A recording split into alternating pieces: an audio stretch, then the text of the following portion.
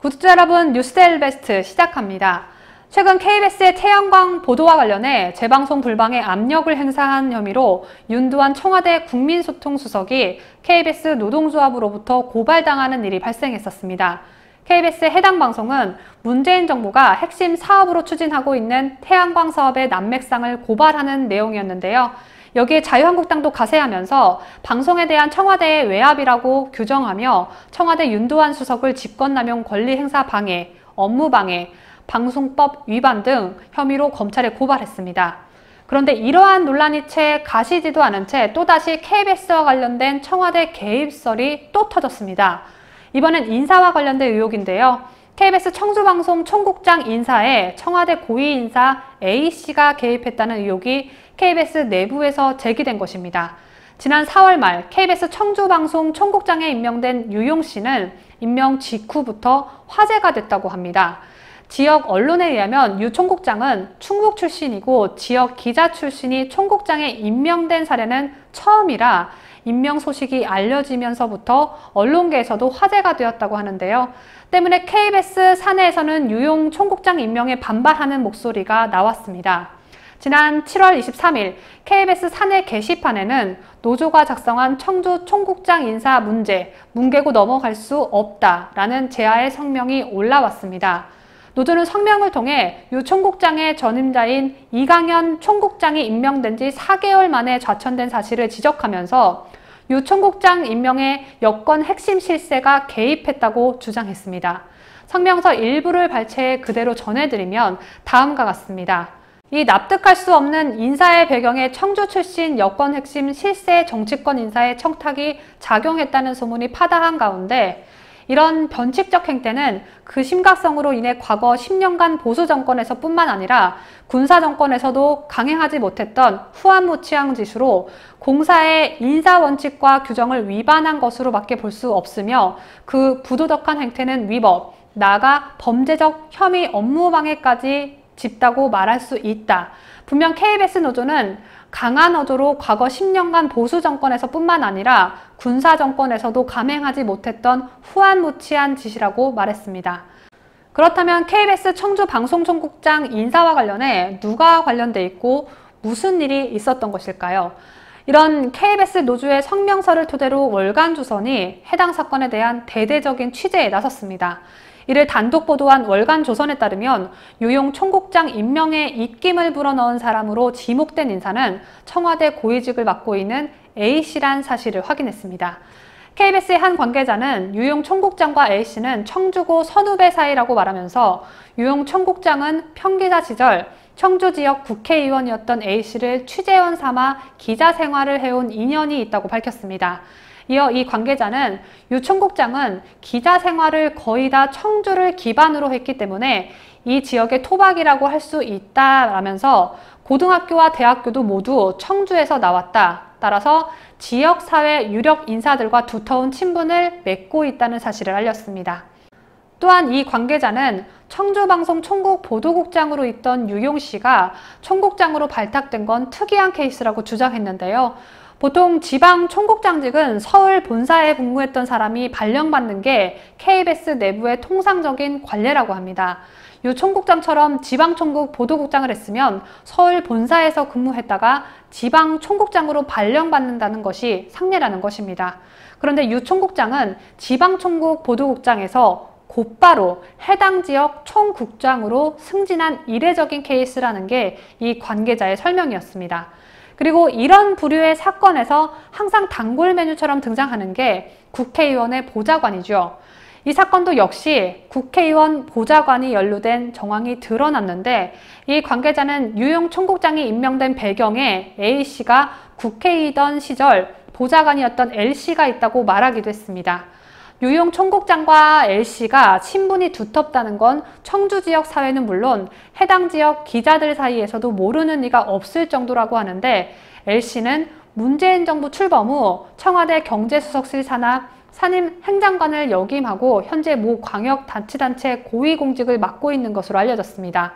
그는 유용 총국장이 청주방송 총국 보도국장 시절 이른바 셀프 수상을 한 적이 있다는 증언을 하기도 했습니다. 유영 청국장이 우수 프로그램상 시상과 관련해 자신의 이름을 상신해 사내에서 논란을 일으켰다는 것입니다. 이 관계자는 또 이강현 청국장이 별다른 문제가 없었음에도 4개월 만에 자천된 건 이해할 수 없는 일이라고 거듭 강조했는데, 이강현 씨는 청주 방송 청국장에서 밀려난 후 KBS 자회사인 아트비전 부사장직으로 발령받았다고 합니다. 무대 장식, 컴퓨터 그래픽 등 미술 관련 업무를 담당하는 아트비전은 규모가 작은 조직이라 창사 아래 부사장 직책을 한 번도 둔 적이 없었다고 하는데, 노조 역시 연간 최소 2억 5천만 원이 더 들어가는 부사장직 신설에 반대했지만 사측은 이 인사를 강행한 것으로 알려졌습니다. 그리고 이 사건에는 또 다른 인사도 등장하는데요. 또 다른 인물은 바로 김상근 KBS 이사장입니다. 또 다른 KBS 관계자는 김상근 KBS 이사장과 A씨가 밀접한 관계라는 주장을 했습니다. 과거 A씨가 출석했던 교회의 담임 목사가 바로 김상근 이사장이었다는 것인데, 이는 과거 언론 보도를 통해서도 확인이 가능했습니다. 2012년 5월 17일자 오마이뉴스 기사에 따르면 A씨가 긴급조치 9호 위반 연세대 구국 선언서로 구속돼 2년을 복역했을 당시 A 의원이 구속 전 다닌 수도교회 담임 목사였던 김상근 6.15 남측이 상임대표는 A 의원에 대해 과묵하고 실천가적인 타입이었다며, A 의원이 감옥에 갔을 때 장로였던 그의 아버지가 굉장히 힘들어하셨지만 나중에는 A 의원과 함께 아버지도 민주화 운동의 리더십이 되셨다고 회고했다라고 보도되었습니다. 이와는 별개로 월간조선과 접촉한 KBS 관계자는 최근 논란이 되고 있는 윤두환 수석 외압설 배우에 A씨가 있다는 게 대다수 KBS 구성원들의 입장이라고 말했습니다. 앞서 말씀드린 대로 윤두환 수석이 불방 압력을 넣었다고 의심받는 프로그램은 시사기획 창의라는 시사고발 프로그램인데, 이 프로그램은 지난 6월 18일 태양광 복마전을 보도하면서 문재인 정부의 역전 사업 중 하나인 태양광 사업에 친정부 인사들이 관여하고 있다고 폭로했었습니다. 이 프로그램이 청와대에 강력한 반발을 산 이유 중 하나는 서울 여의도에 위치한 과거 A씨의 사무실이 등장했기 때문입니다. 이날 방송에서는 태양광 사업과 청와대가 연관돼 있다는 최규성 전 농어촌공사 사장의 증언이 보도되었는데, KBS 제작진은 청와대에서 저수지 태양광 활성화 논의를 위해 저수지 수면의 몇 %를 태양광 패널로 덮을지를 놓고 논의가 이어졌다고 전했습니다. 최규성 전 사장은 방송에서 40%를 하냐 10%를 하냐 가지고 논쟁했지만 차관이 처음에 30%를 합의해주다가 다 풀어버렸다고 전하면서, 왜냐하면 대통령께서 60% 한 데를 보고 박수를 쳤다. 그러니까 차관이 사장님 30% 그것도 없애버립시다. 그래요 라고 증언했습니다. 이때 제작진이 최 전 사장의 태양광 관련 업체인 사무실로 찾아가는 장면을 방송하면서 그의 사무실 우편함에 국민정치연구소 민주연대라는 표지가 붙어있는 영상이 전파를 탔습니다. 이곳이 바로 A씨가 과거에 쓰던 사무실이었다는 게 KBS의 보도 내용이었습니다. 실제 방송에서도 A씨가 쓰던 사무실입니다 라며 그의 실명이 담긴 멘트가 나오기도 했습니다. 이와는 별개로 KBS 관계자들도 A씨가 태양광 전도사 태양광의 아버지라는 건 이미 정치권에 파다하게 퍼진 이야기라고 입을 모았습니다.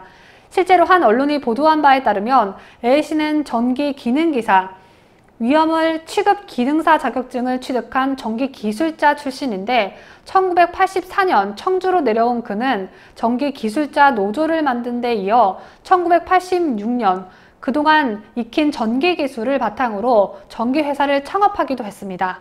그리고 2010년 6월 독도에 태양광 발전소가 세워지자 A씨는 관련위원회 고문으로 활동하기도 했습니다.